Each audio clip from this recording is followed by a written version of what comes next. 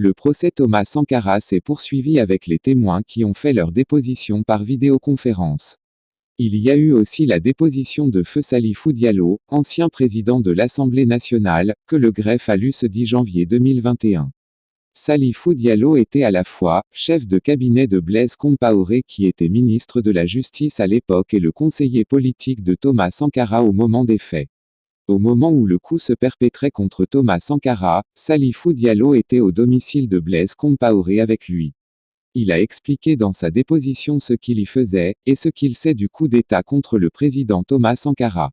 Je me souviens que lors d'un voyage à Addis Abeba où j'accompagnais le président Thomas Sankara, il m'a mandaté d'une mission.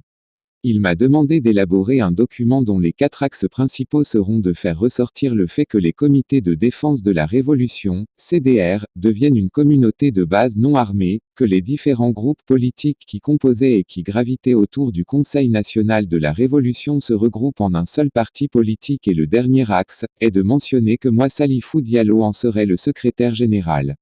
Ce document a été écrit, je l'ai transmis au président Thomas Sankara. Il m'a dit d'en faire 2 copies, de remettre une copie à Blaise Compaoré pour qu'il apporte ses amendements, de garder l'autre copie et que lui-même allait garder l'original. Le document devait faire l'objet d'amendements à la réunion du 15 octobre 1987 au Conseil de l'Entente où Thomas Sankara a été assassiné. Ce jour-là, alors que j'étais à la présidence, je devais m'y rendre avec Kimé. Quand je suis descendu de l'étage, juste au moment où je voulais embarquer dans le véhicule de Kimé, la secrétaire du président m'a rappelé me disant que le président Thomas Sankara me demandait au téléphone. C'était pour me dire de passer chez Blaise pour récupérer le document en question avec les amendements de Blaise pour la réunion au Conseil de l'Entente. Blaise avait dit qu'il avait le palu et qu'il n'allait pas pouvoir venir à la réunion. Quand je suis arrivé chez Blaise, il était dans sa chambre. Le cuisinier est parti l'appeler, il est sorti avec une serviette avec le document en main. Il s'est assis pour me montrer ses amendements. Le premier amendement concernait déjà le titre. En lieu et place de parti politique, il a demandé de mettre organisation politique. Entre-temps, il m'a demandé si j'entendais les coups de feu, je n'ai pas répondu. Quand on était à la 3e page, les coups de feu sont devenus très intenses. Il a dit à tout le monde de sortir de la maison. On est sorti se mettre contre le mur de la cour. Blaise disait que c'est sûrement les hommes de la sécurité de Sankara qui avaient attaqué ces éléments.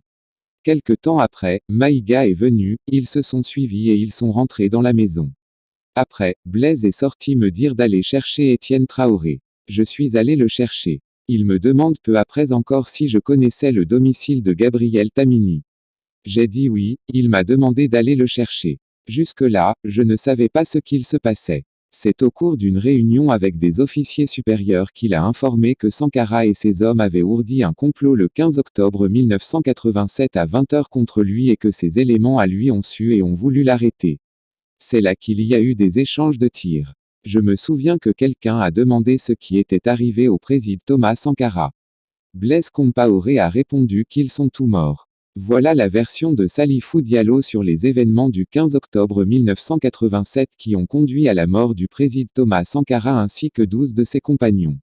Salifou Diallo, dans sa déposition, a aussi fait savoir qu'il croyait et défendait la thèse du complot de 20 h, jusqu'au jour où Blaise Compaoré lui a envoyé remettre une lettre à un dirigeant de la sous-région. Quand il est arrivé avec la lettre, se souvient-il, le dirigeant de la sous-région dont il fait cas a lu la lettre devant lui et dit, c'est ce qui se passe quand on s'attaque aux vieillards. Il reste le bâtard d'Accra. Pour Salifou Diallo, il n'y avait pas de déviation droitière de la révolution ou de complot de 20 h comme Blaise voulait le faire croire pour justifier le coup d'État contre Thomas Sankara.